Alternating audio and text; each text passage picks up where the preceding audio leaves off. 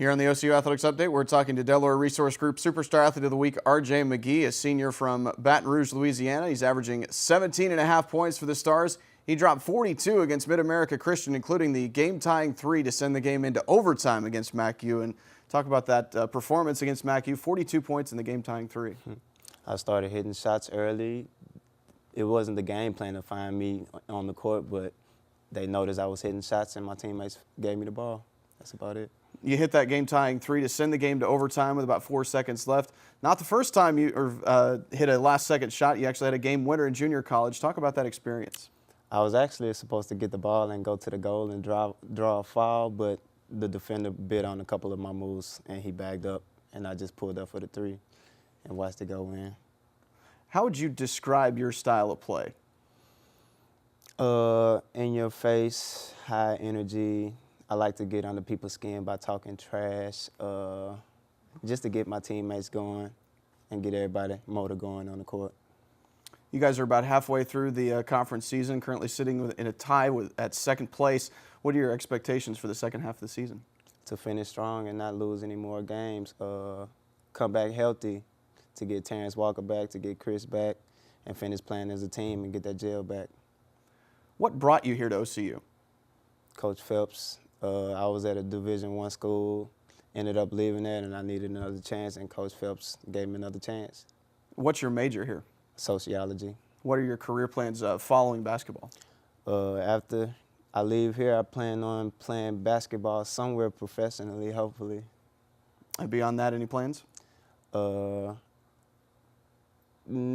really sure, to be honest. Somewhere coaching, though. If you weren't playing basketball, what sport would you be playing? Football. Why is that? Because I'm taller than everybody and I could catch the ball. So you'd be a wide receiver at that point? Yeah, wide receiver. Can you share something about yourself that people may not necessarily know? I could play instruments. I play piano, drums. I like to draw. I'm into art and music. That's about it. All right, very good. Talking to Delaware Resource Group Superstar Athlete of the Week, RJ McGhee. Coming up next, we'll talk to his coach, Dionne Phelps.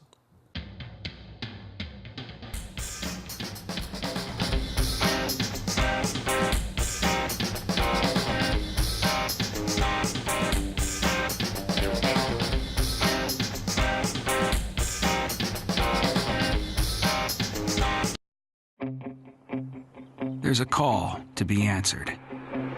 The spirit of competition is still alive inside.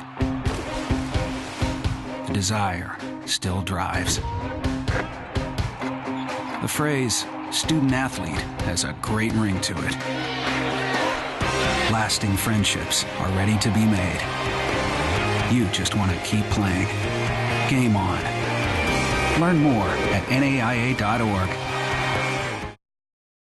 Here on the OCU Athletics Update, we're talking to men's basketball coach Dionne Phelps. The Stars are 10-6 overall, 6-3 in Sooner Athletic Conference play, have won 3 straight at this point. And Coach, your team is 6-2 since the semester break.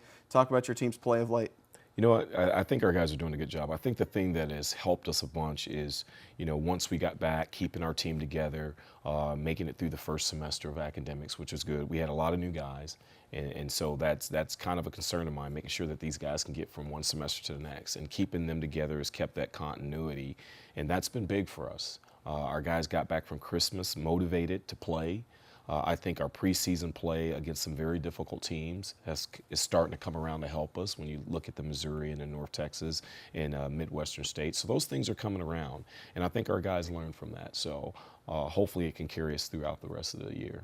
You're coming off a stretch where you've played 5 teams that have been ranked in the top 25 in the NAI, including 2 in Southwestern Assemblies and also St. Greg's that have been in the top 10. How do you feel like your team has handled that stretch? You know what? We came up short with both those teams, but I felt pretty good about the way we competed. We went into those games going after them. We were a little unfortunate. We came up shy in both of them. You look at a team like Southwest Assembly's God that has that experience of playing in a national tournament championship game. And so I felt like at that particular time against them, they were probably a little bit more together and in rhythm. And so they should be. with that experience. And then when we went over to St. Gregory's, it was a good battle. And it was always a good battle over there. And I thought, they had two good guards that really shined that night, and we really couldn't handle them. I mean, to be truthful, we couldn't handle them, and they got away from us a little bit. And so, but since then, we've woken up, and we've had an opportunity to learn the level of competition we have to play at in order to be competitive. Your team is 7-1 at home right now at Abe Lemons Arena. Talk about you guys' ability to defend home court.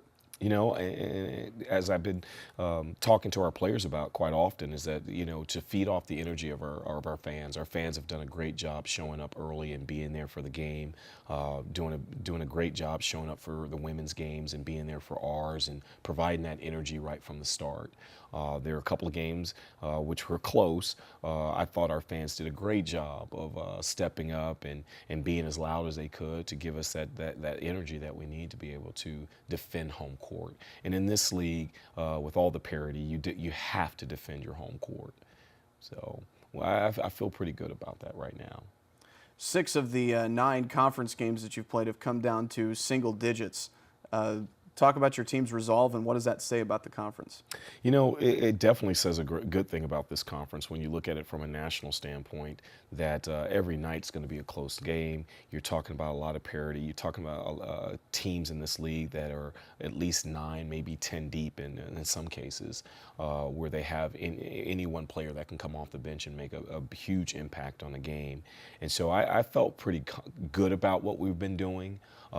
Competing, finding ways to win, sticking with it, staying together with each other to the end, and trying to find the best way for OCU to get that W, whether it be a 3 or whether it be on the other end, which the other night, as you know, it had to come down to a defensive stop. And I was proud of our guys that they can find ways to win. Your last 3 games have come down to the final possession, and you've gotten big shots from guys like Terry Johnson and R.J. McGhee. Talk about those guys and how much you trust your team to handle those last-second situations. You're right. Trust is a big thing. And with those kind of guys that they're very confident in their abilities to win games. You look at Terry Johnson, he's a returner. He had the opportunity last year.